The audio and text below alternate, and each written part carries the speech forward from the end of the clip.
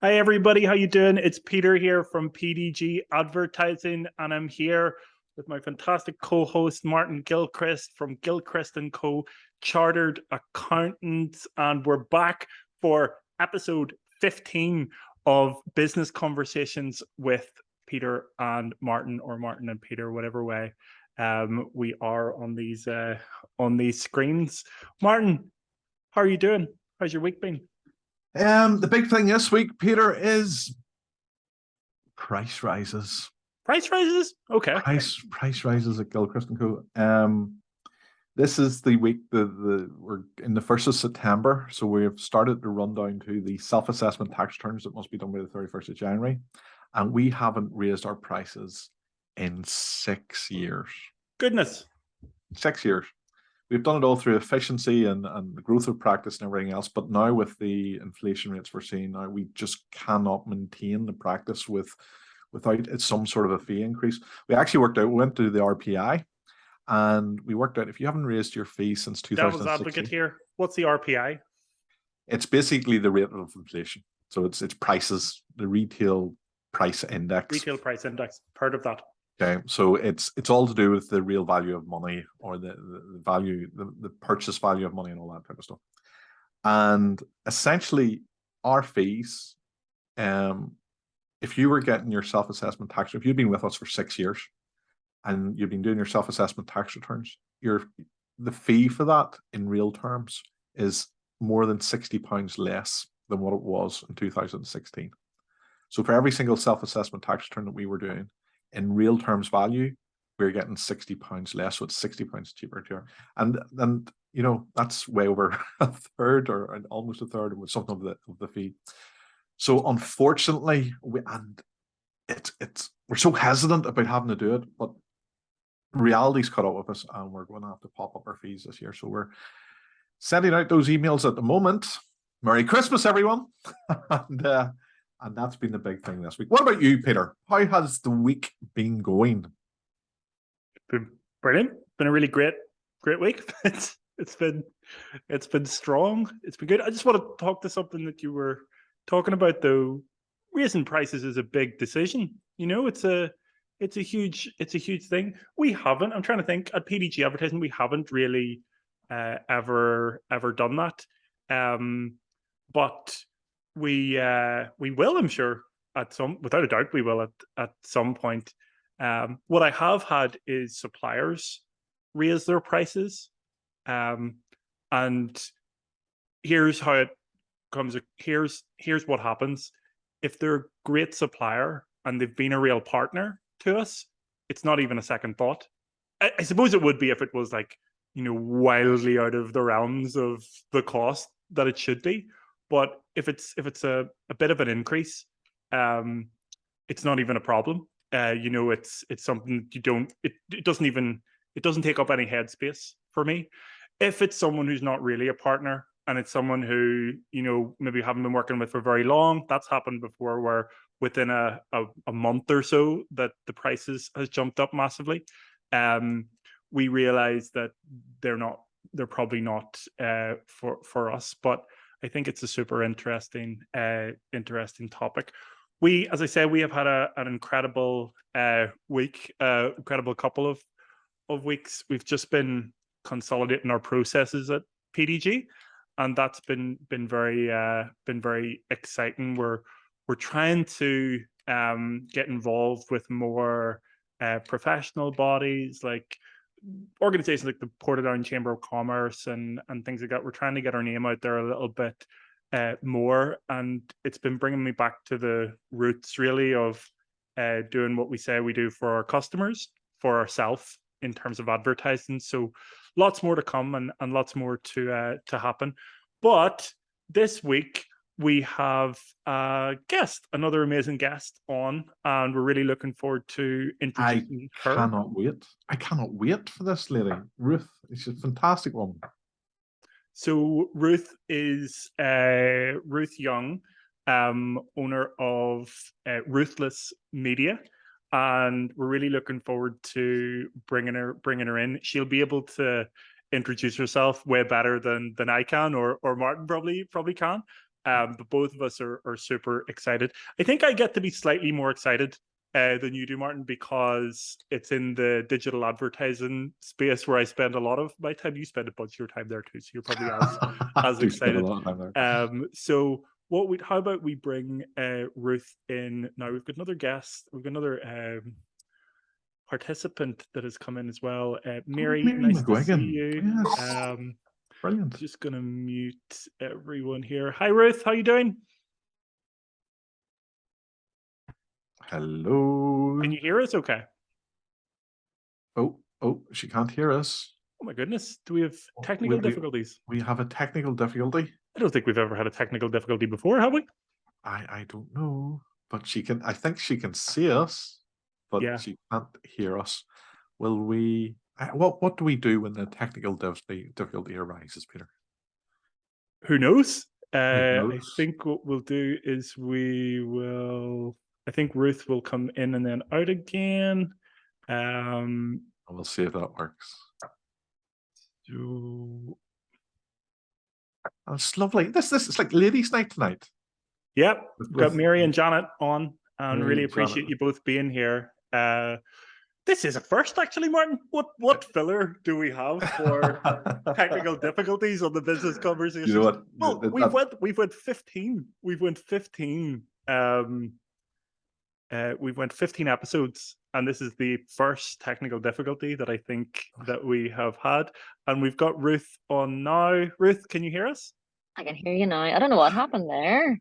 Yo, Apologies. our wee hearts were pumping and bumping, and God, what am I gonna do for an hour with no Ruth to talk to? Ruth, we were saying we have done 15 episodes and we haven't had a technical difficulty yet, and it happened, and both of us absolutely panicked. If you were here, you would have seen the sheer terror in our eyes as this was happening. But personally, I think, Martin, we dealt with it like professionals, and here we are on the other side of it, which is fantastic. Ruth, thank you so much for joining us on the business conversations. Martin and I were saying before you came in that we're so excited to have you here, appreciate that you're here. And what we wanted to ask was perhaps is if you would maybe give us Martin, you ask it very, very well about the person and the business. Why don't you hit Ruth with that one, and let's see how we go. Yeah, Ruth. Peter's absolutely right. We've been looking forward to this like kids at Christmas, because your reputation precedes you, and anytime I see you online, you have. Is it a glint in the eye, spark in the eye? What is that thing where somebody just has, has a little that spark of personality? That I can't think of the word for it, but it's a good thing. And we've been so looking forward to you to bringing that magic, bringing that magic along. But I think before we get into the magic of Ruth, and I think that's actually even the name, the way you name your business, Ruthless Media. And I was thinking when Peter said that name, I could see what Ruth's done there. That's actually very clever, and it's quite funny and stuff. I think it's emblematic of your personality and what you bring to the game, and it's absolutely fantastic. So we're going to find out about that more over the next hour or so. But Ruth, tell us. I would love it if you could tell us two things. And the first thing I would love to hear is, who is Ruth Young, the lady, the person, you, without talking about what you do in business, talking about you personally. What is it? What are the important elements of you as a person? And then after that, tell us about Ruth Young, the entrepreneur, the business lady, the extraordinary person that's making social media better for the world.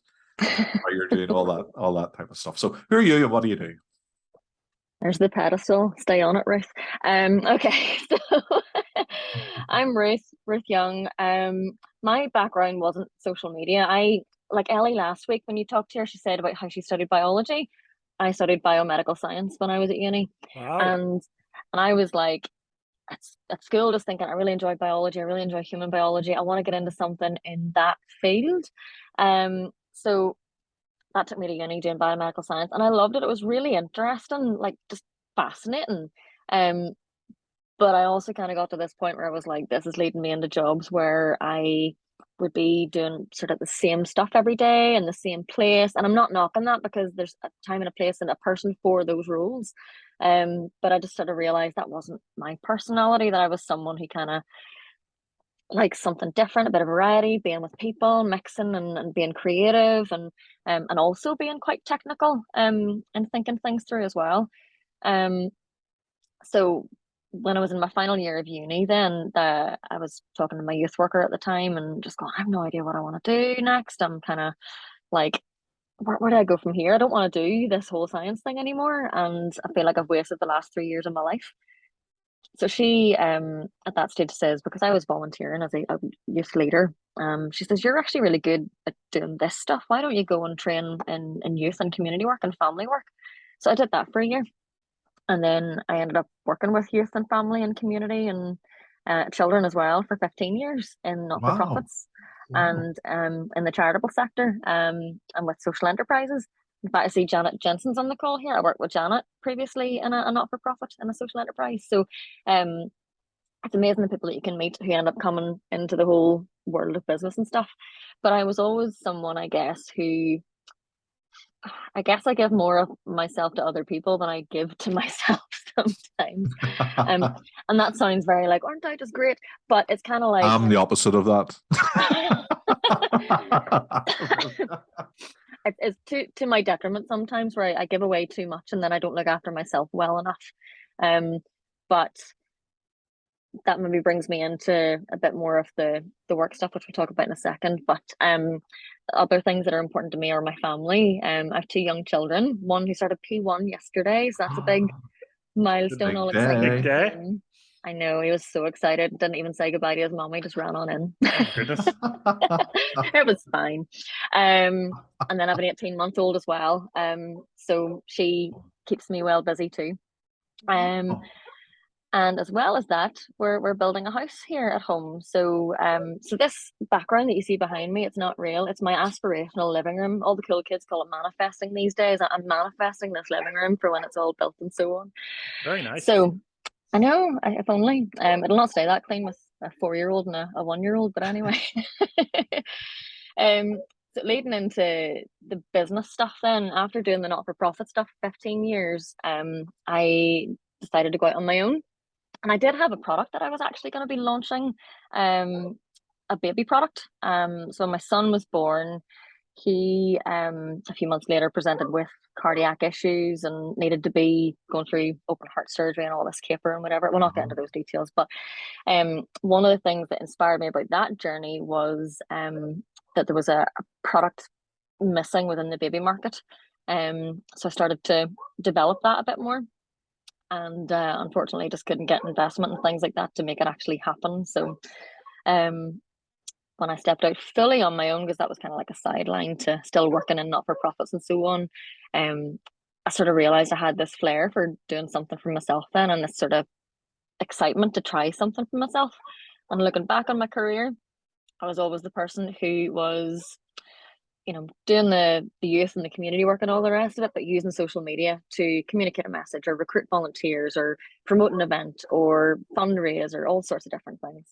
So that brought me to set up Ruthless Media, where I know what it's like to be that person doing the job, and also trying to promote things and do the marketing and stuff, trying to wear too many hats at once basically, and maybe struggling to do it all. So Ruthless Media was born, where I try to help people to manage their social media when they're trying to wear too many hats and make things a lot easier, basically. And that's 3 years on the go now, as of a couple of days ago, really. So there we go. Congratulations. Happy birthday. Thank you. Peter, do you have a question for Ruth? Oh, tons already. I mean, I'll go to the name first because I love the name. Martin and I were saying about the name. So Ruth has always fascinated me as a name. Ruth, you as a person, has always fascinated me from when we've interacted on. But as a name, Ruth has always fascinated me because I've always thought ruthless, Ruth. It's the only place that you see the word. Words fascinate me, names fascinate me. So I looked it up, and Ruth means kindness. Am I anywhere near right with So that? when I was working in a church, actually, I did a talk about names and got kids to all share the meanings of their names. So I looked up mine, and I kind of knew from a young age one of the meanings was a special friend because of Ruth in the Bible. You know, she was a special friend to her mother-in-law and all that sort of stuff. Right. But I also came across meanings like kindness and vision of beauty, but that's obvious, So um Of course. so yeah, there was lots of different meanings of the name Ruth. But when it came to coming up with the ruthless, it really tickled me just thinking, well, I'm not like a ruthless person, but I'm not necessarily pushy, but I like to be persistent in terms Yeah. of, marketing and so on and getting the word out there and consistency of message and stuff like that. So it's not the aggressive version of ruthlessness, it's more the kinder version of ruthlessness, if you know what I mean. The other side of it as well was if I at that stage was taking on people's accounts to manage them, it was from the idea of being ruthless, so it wasn't about Ruth. So I was just in the background doing the stuff that made it look like it was their account and all the rest of it. So it was a couple of plays on the word there, But That is pretty cool. I do want to go a bit further into it because you bring up a good point that I'd love to ask Martin as well. Do you think you need to be ruthless in business? You clearly need ruthless media, but do you need to be a ruthless person in business and in advertising and in marketing? Ruth, I think you're the answer first, and then. I thought I was asking you. No, I'll Okay, well, I'll go first. I'll definitely come around to Martin, but yeah, you go Oh, ahead right, first. sorry. Yeah, you go first, Ruth. Ladies first. So no, but I guess how some people that I've worked with come across as more ruthless and aggressive. Um, and it's maybe just because they haven't been treated well by other people in the past, or like they've had some people promising X, Y, and Z and they've never got it delivered. So they feel a bit like, I need this, and they're very pushy and they're very, ruthless, I suppose. But I guess I found my way by not being that kind of aggressive person, just being consistent in what I'm doing and who I am, and trying to be a reliable person generally. Has been my sort of ethos behind it anyway. I don't know what your thoughts are. Well, Absolutely not. Oh, sorry. fire away, Martin. Yeah, my thought on this is you absolutely shouldn't be ruthless in business, particularly small business. It's yeah, you might make a bit more money, you might step on some people as you're climbing away up the ladder, but who wants to be that person? Who wants to be the person that crawls over dead bodies to get to the top? I don't. What I want to be doing is bringing people up with me. If I'm on a journey and I turn around and all my friends will come with me on that journey, when I get to my destination, it's going to be an awful lot better place. If I get to that journey by breaking legs and stealing eyes, and I get to the end and I'm there by myself, that's a horrible place to be. I think ruthlessness is one of these myths of business. Oh, you have to be hard-nosed, you have to be tough, you have to be extraordinarily unpleasant to people in order to get there. I'm not even unpleasant when I do my credit control. As a matter of fact, when I'm doing stuff like that, I'm extra nice. And what I find is, with 99.99% of people, there's always someone that doesn't quite fit the role. But if you're nice to them and you're not ruthless and you try to do the right thing and you try to be decent, you try to be respectful, and you try to be thoughtful, and you try to be considerate, people react well to that kind of stuff. People, I find, in my 30 years of working in small business, 15 years of working with Gilchrist and Co., I've found that just being me, and I genuinely hope that I'm a nice guy. Just being a nice guy gets you to the end of the day. And not only that, I've found that being a nice guy, I can be successful. And the nice people I meet, like you, Ruth, and like you, Peter, these are nice people. I love getting the opportunity to have a conversation with you tonight, Ruth. I love getting the opportunity to work with Peter on this project because you're nice, because you aren't ruthless, in that bad sense. And I presume that's the question you're asking, Peter. Do you have to be ruthless? Yes, you might have to have grit. You might have determination. You might have to have that metal rod in your back to withstand the pressures and the brickbats that come with you. But that's not about being ruthless. That's about the things that Ruth talked about: determination, persistence, grit, the ability to stand up when you've been knocked down, but certainly not ruthlessness in the sense of the bad thing. Peter, I would agree 100%. I think it's maybe a bit of a journey for people when they're starting out in business to learn that being ruthless can work completely against you and against what you're trying to actually achieve. I like it comes across in American culture. I've seen a lot where it's just about respect, where you see people at all stages of at all levels of the organization, like the CEO to the frontline worker. There's a level of respect between, when they're talking to each other and all of that. And I asked about it once before, because sometimes here I've noticed, hierarchies and things like that. And the person explained to me, said, well, look, in America here, we see it as tomorrow, the person who's below you in terms of job role could be ahead of you the next day. And how do you want to be treated when that happens? And I think that's a really great way to think about it. I will stop for a little second and just let our wonderful live audience know if you guys want to add in any questions or any points for Ruth, for Martin, or myself. Just fire them into the chat. I think there has been one already there, and we will periodically be jumping into the chat list to read those out. But what I thought would be really good, Ruth, is if we could maybe dive into a little bit about your business. What do you do for customers? What's the day to day like? Oh gosh, and social media, there's so many different things, and most people just think it's like, oh, it's writing posts and posting them. There's so much that you need to be able to do and able to understand and know and process in any one day. Day to day though, typically I'm creating content for some clients and posting them on their pages on Facebook, Instagram, Twitter, LinkedIn, even TikTok and Snapchat occasionally.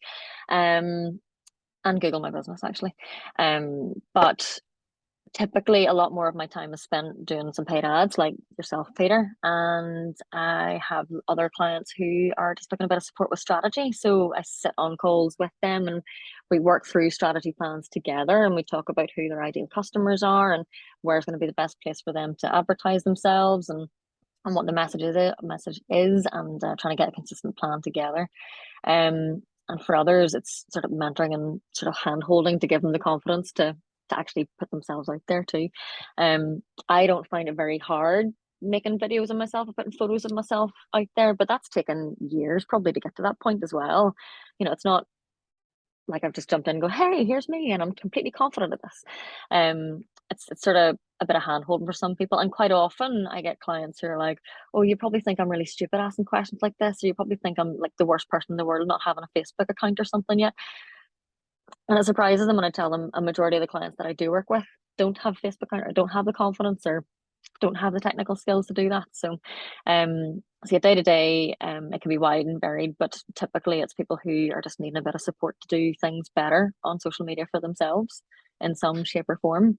Sometimes it's also a bit of troubleshooting. So some people who aren't as confident and have maybe got locked out of their Instagram, or that can't connect Instagram to Facebook, or they don't know how to get their ads manager unbanned or whatever, or unrestricted or that sort of thing. So they're looking a bit of help to get all that set up again and things, or adding people to different accounts and stuff. So a bit of troubleshooting and problem solving for people when it's just a little bit out of their comfort zone. I'm sure you find the same though, Peter. There's a whole variety of things you could be doing in the day to day.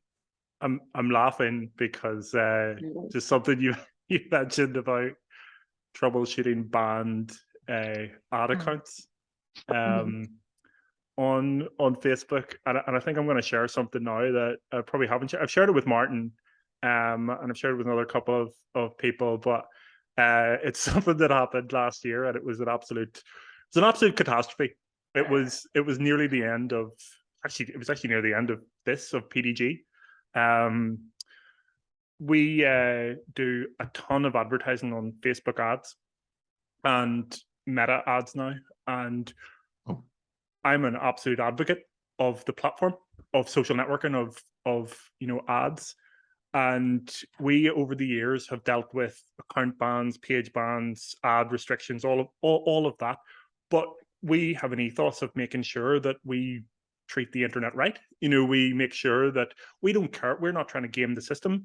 We want to make sure that the internet is a pleasant place for everybody. If we make one example of why an ad account or an ad gets banned is if you maybe put, let's say for an example, if you have a product that helps someone with fitness or health, if you put, unrealistic claims on that or unrealistic body images and things like that, that can get your account banned.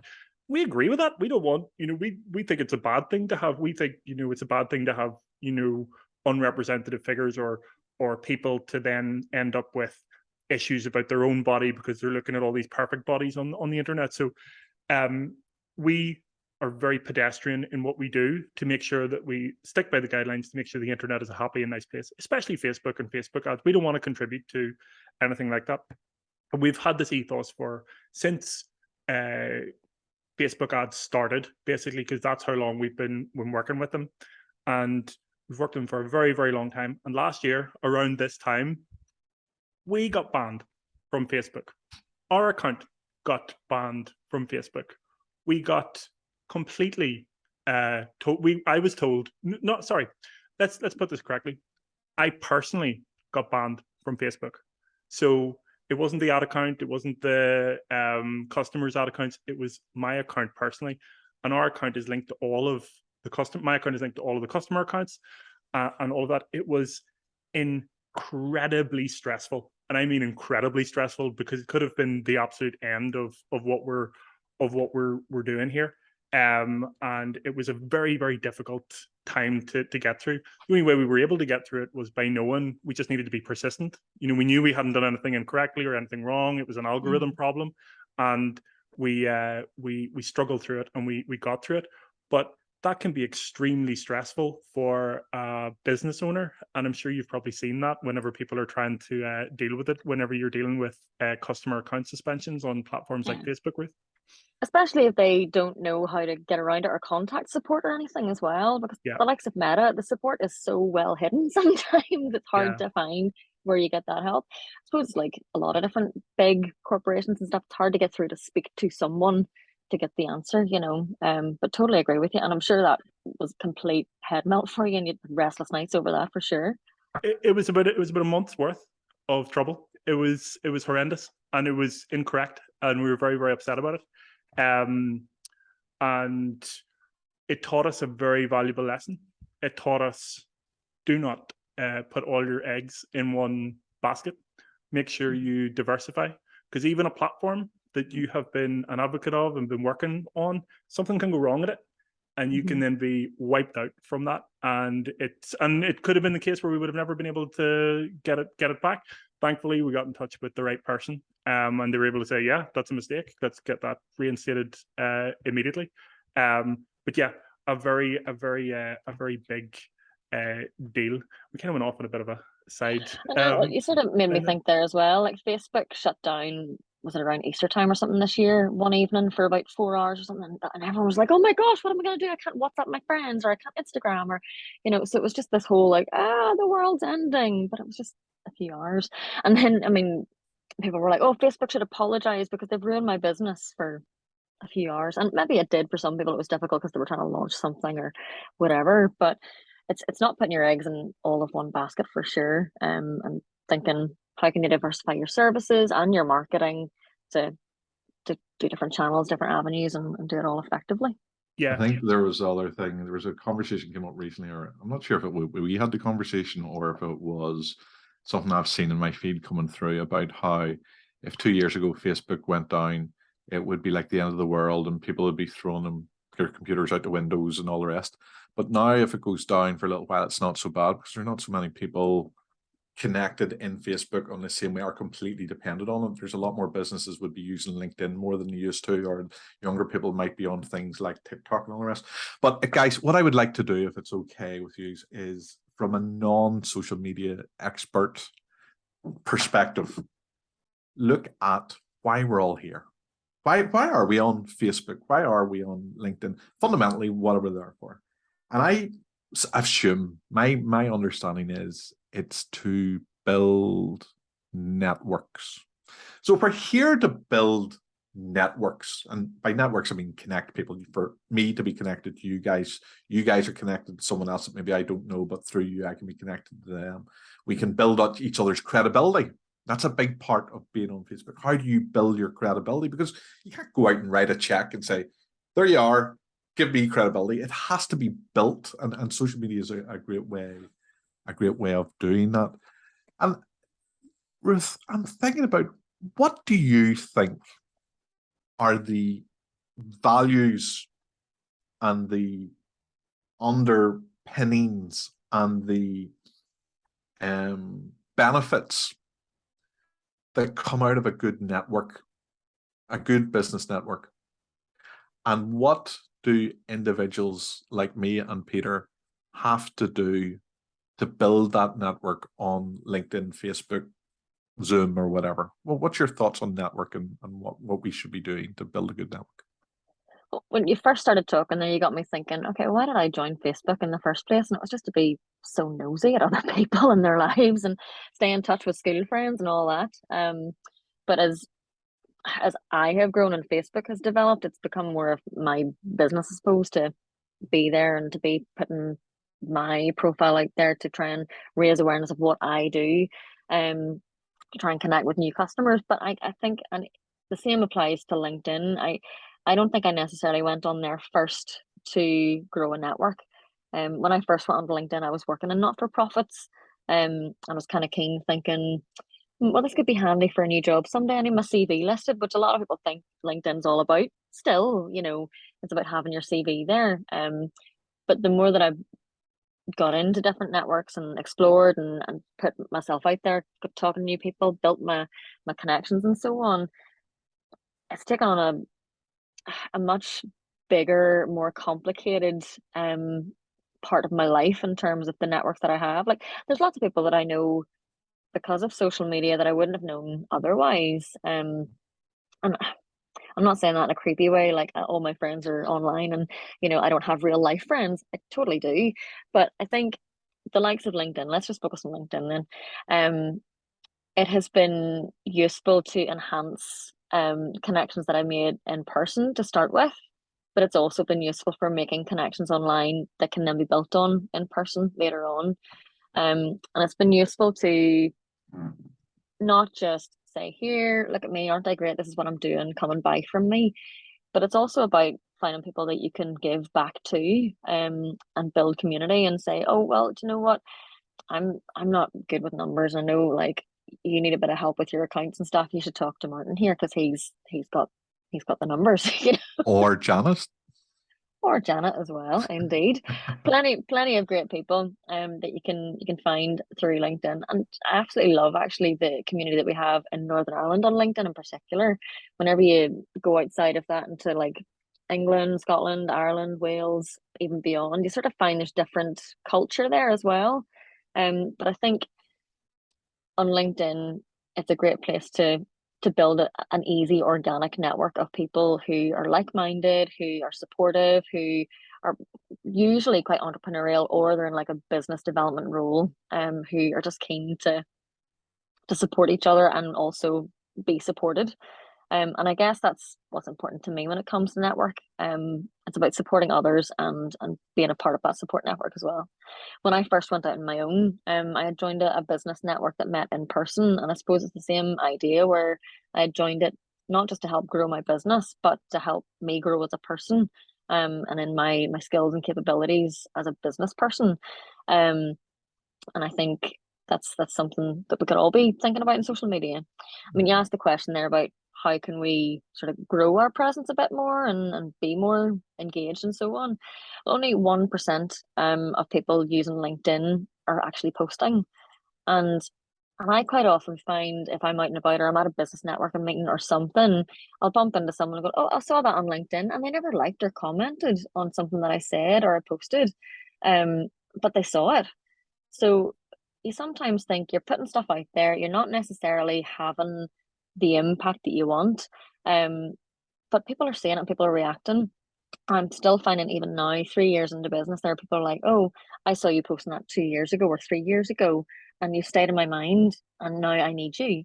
So posting and sharing and even just commenting on other people's stuff, if you don't want to post stuff, commenting and being part of the wider conversation is going to raise your visibility. And I'm sure like Martin Murda and various other LinkedIn experts could tell you much more about it too.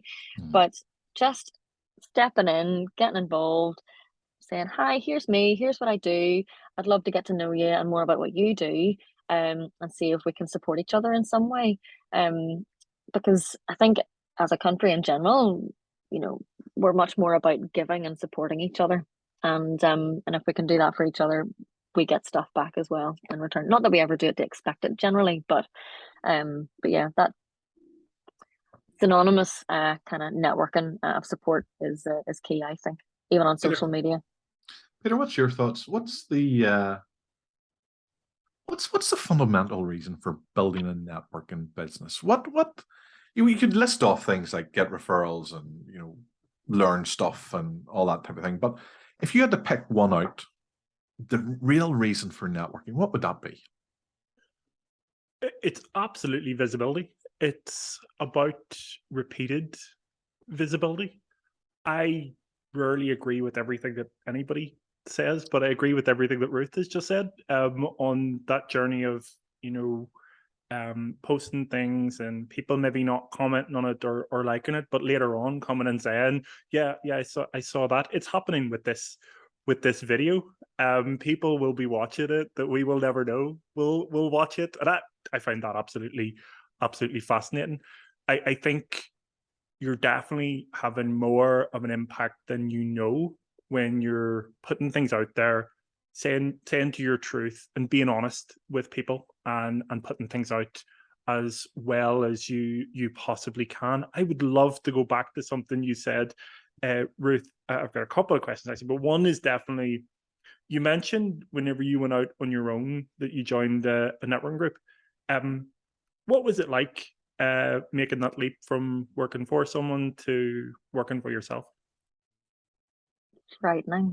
Because I didn't plan for or anticipate it. It just kind of happened.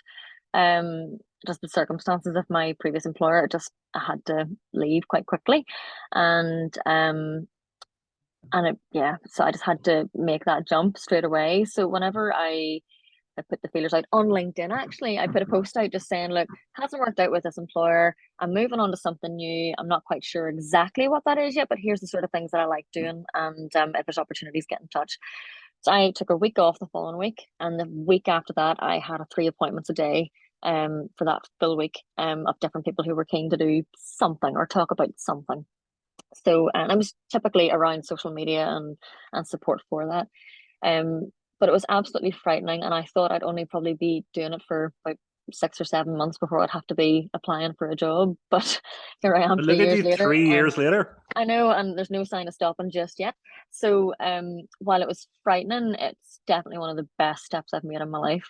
What about you guys? When you stepped out and started doing your own thing, how did you feel, or what was your?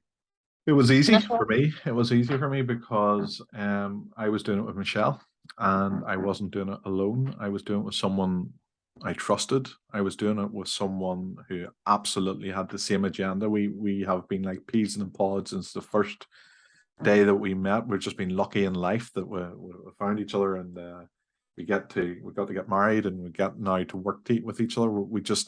There's one of those things. It just clicks. So I knew Michelle's one of those incredible people that never gets stressed out about work, no matter how busy or how difficult or how much there is. She just has this way of coping with everything. And not only does she do that, when I start to get frazzled and lose a run of myself, she's able to calm me down as well. So I knew I was going it was going to work regardless of what happens. There was no fear there. But bringing it back to this idea of network, I read once that there's this thing called the Dunbar number.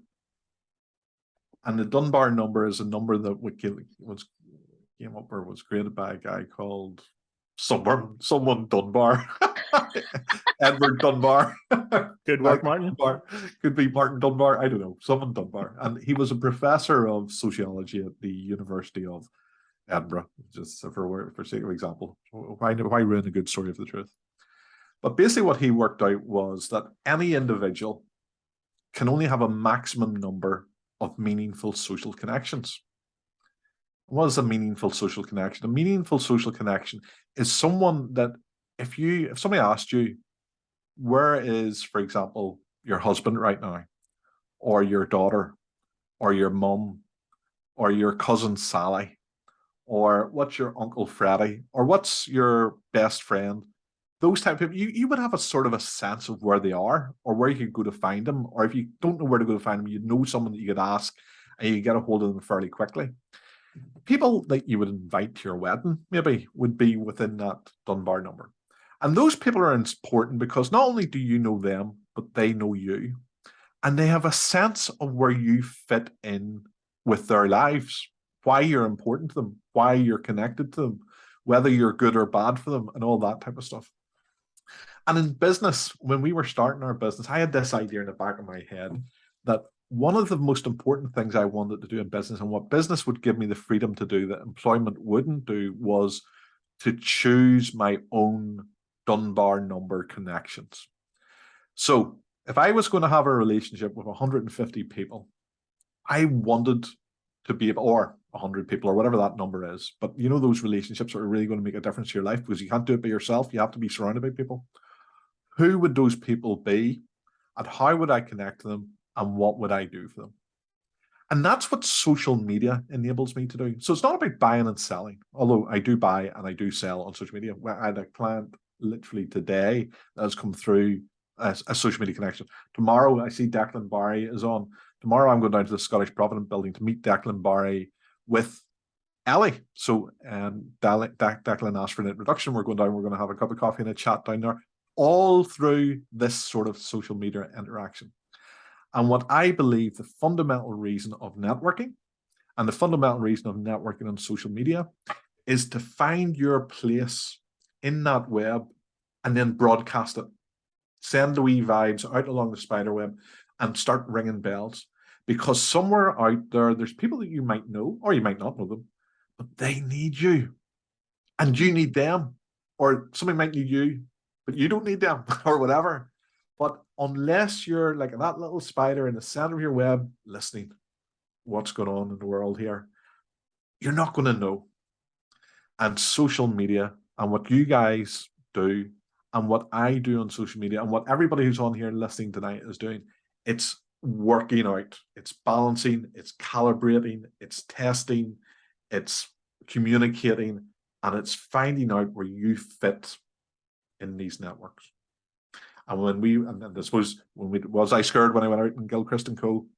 No, I knew I had a good partner to go into business with, and I knew to an extent I had a network, that magical network that was going to support me and make us the success of what turned out being today. Peter, I didn't find it tough because I'm stupid, I think. That helps a lot. Blissfully ignorant. Blissfully unaware of the road ahead. No, I think it was easy for me because sure, it was a bit of intrepidation, but it was easy for me because like I can spend hours upon hours on the internet creating things. You know, I can spend hours on ad platforms and social media networks, and if I do it now, I get the same buzz as I got the first time that I saw Twitter and thought it was cool, or saw Facebook and thought it was cool. So I could do the 10,000 hours I've done, the 50,000 hours that I've done, and I could do it all again tomorrow and not be bored by it. I enjoy it and I love it. So it was really obvious for me. The weirdest thing was not having someone telling you what to do. So not having a routine. You know, you one day, it was the 15th of June 2015, and I walked out of my job and in good circumstances, and I walked out of there, and the next day I didn't have a time to walk into work. I didn't have a time to finish work. I didn't have colleagues around me. it was weird, and I hadn't ever been in the position where I would be able to walk through Belfast city centre, at 10 a.m. on a random day and see what happens. And It's basically, brilliant being self-employed. it's a strange one, It's that hit me, and it was like, so what do you do? Where do you go? And how do you work this out? So that confusion leads to kind of a freedom and a kind of a power, and it's amazing, and it gets a little bit addictive, and it's great, and I really enjoy it. So it gives us a lot of freedom with our time. Before we jump into some questions, perhaps we've seen some from the from the audience. Ruth, I wanted to ask you, I've seen, you do a lot of, social enterprise stuff and things like that. Maybe you'd like to tell us a little bit about what you have done, what you do now. If you wanted to share anything about that, it'd be amazing. So I guess since gone out on my own and with my background in not-for-profit and social enterprise and everything, I really understand the lack of budget in that sphere, in that world, really, to be able to do things effectively, to have someone in full time doing your marketing and never mind just your social media and stuff. So I've been working with a few in that sector lately with a new kind of producty type thing, a new service where we work together. So I've three sort of streams of service. So one is where I just do it all for you, and you can hand it all over. The other is I'll do it with you, and you'll learn how to do it, and then you can go on and do it for yourself, which is the third thing really. And do it for yourself is a separate thing altogether, where maybe you just want a content plan or something, and you just want to implement that yourself, or we'll work together on the strategy, and then you'll implement that sort of thing. So different things around that. Or it could be along the lines of wanting to learn how to do Facebook ads for yourself because you can't pay someone like me or Peter to do it for you. So doing a bit of training around that and getting people confident to do it for themselves.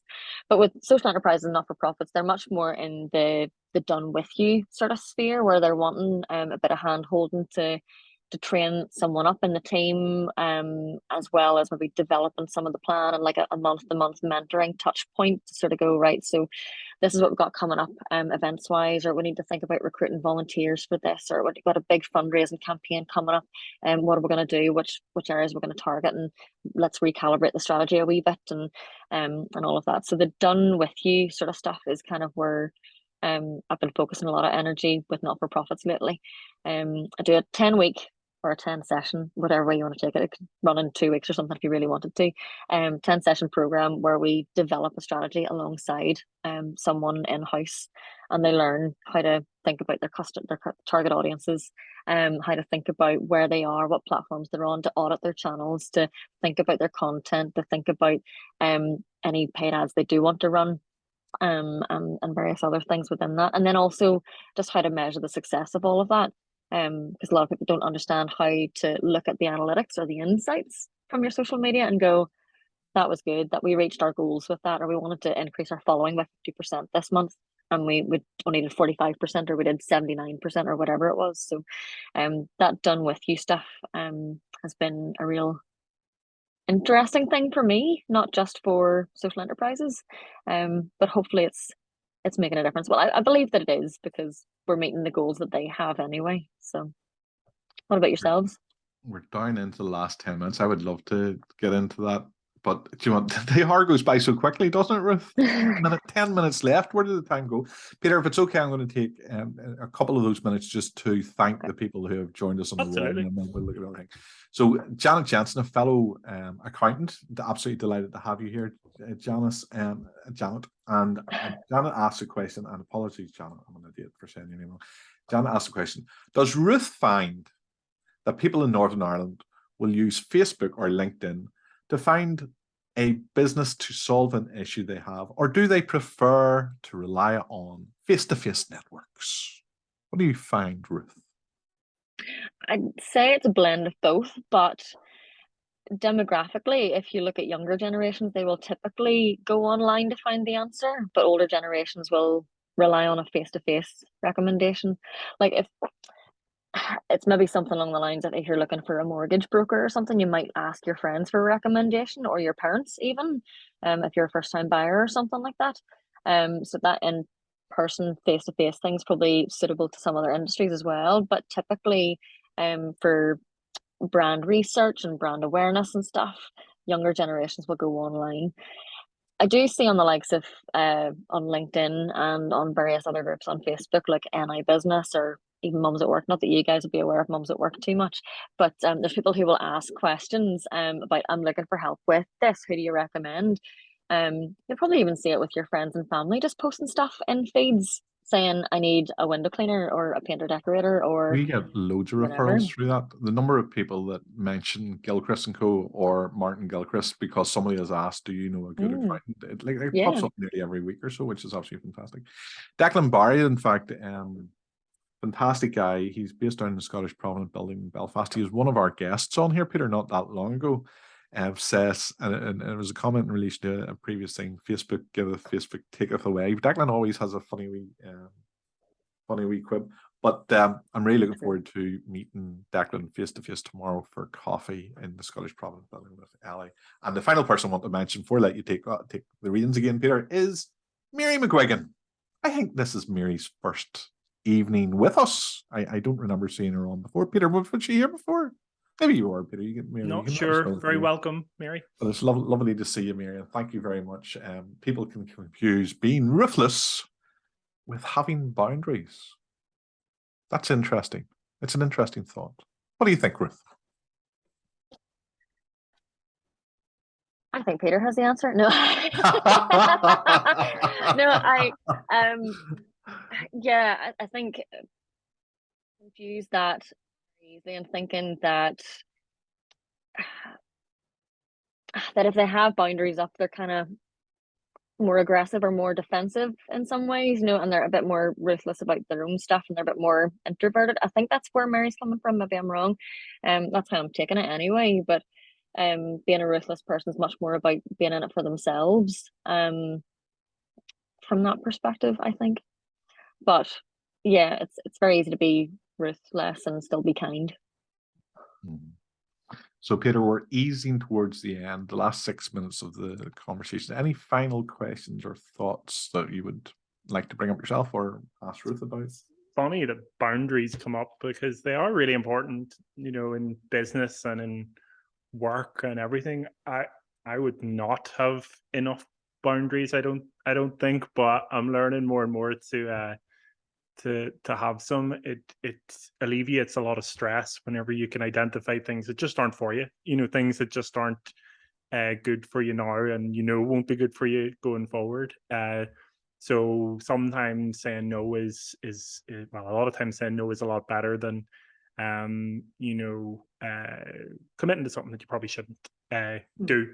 But I think this has been excellent. I really appreciated you being on, Ruth. I was saying to Martin, probably more so myself, because I'm in this space all day, every day. And I have to say, I've looked through, as I was telling you, I was creeping on your LinkedIn profile and looking through what you do.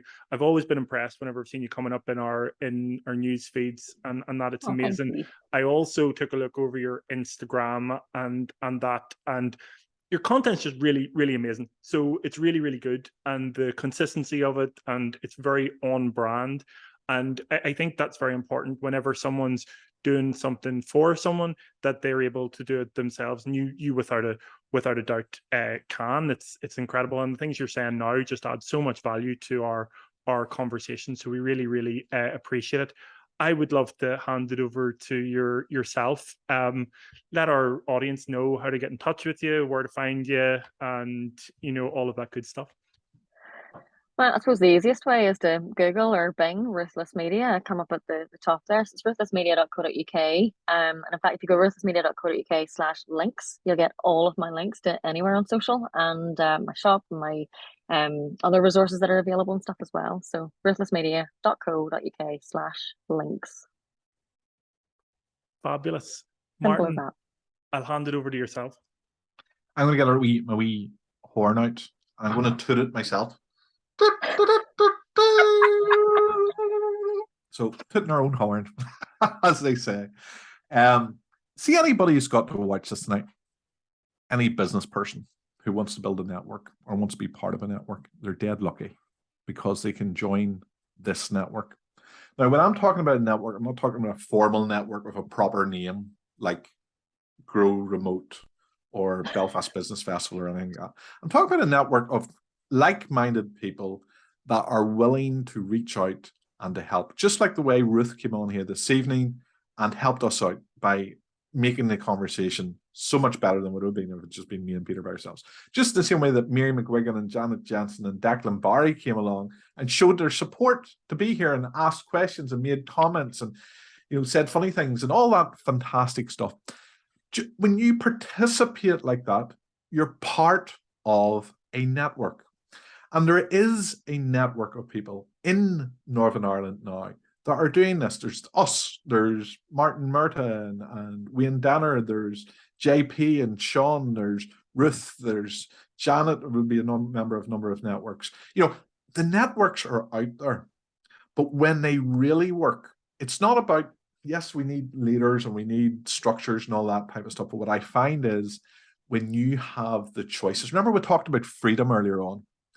When we have choices about who we join with and who we don't join with, if we join the conversation or we don't join the conversation, if we go to that physical event or we don't go to that physical event, we now are being provided with all those choices through the hybrid action of all of us working together, like little ants who are all scurrying about doing our own little thing. But how you really get benefit out of that hybrid, flexible opportunity to network is to engage. So if there's one point I would love for anybody who's watching this tonight, well, there's 2 points I'm going to make in the second point. The one point, the penultimate point I would like to make is you need to be part of these networks because they're going to benefit you incredibly. They really will. But in order to be part of it, you have to engage. Reach out to Ruth, reach out to Peter, reach out to me, reach out to Declan, reach out to Janet, reach out to anybody that you see doing this good stuff because they're doing it because they're passionate and really, really want it. And the final point before I hand over to Peter for closing off is this. Subscribe! Hit the subscribe button. We've been doing this for ages. We've only got 31 subscribers. What is wrong with you people? Hundreds of you have watched it. Last week, you said you had 28, and if you got to 29 by this week, you'd be happy. So 31 is excellent. I did say that last week, and thank goodness somebody is listening. Thank goodness somebody listening. But there's a special prize. There's a special prize this week. So if we get up to 32, Ruth has kindly agreed to take us all out for lunch next week. No, I'm joking. I'm literally joking. Can I make sandwiches? Sandwiches, homemade sandwiches. Teddy bear's picnic. Teddy bear's picnic. Here, I'll bring the camper van. I'll bring the evil swing camper van. Love it. No, please do subscribe. The reason being that Peter and I have egos, and if you don't subscribe, we feel bad. But as well as that, we are genuinely trying to build a community here. And I shall leave it at that. Peter. Very good. Everyone, thanks so much for listening. Thanks to our live audience. Ruth, go ahead. Thank you guys for doing all that you do with this, because I mean, if it wasn't for you hosting this every week, we wouldn't have these great conversations to watch back and to listen to and be a part of. So thank you for giving up your Wednesdays every week to do this. It's been fantastic to be a part of it tonight. Thank you. Much appreciated, and we really appreciate you coming on and agreeing to come on. We've learned a lot, and it's been great. And thanks again to our live audience, and thanks to all our viewers. This was episode 15 of Business Conversations, and we will see you next week for another episode. Bye. Cheerio.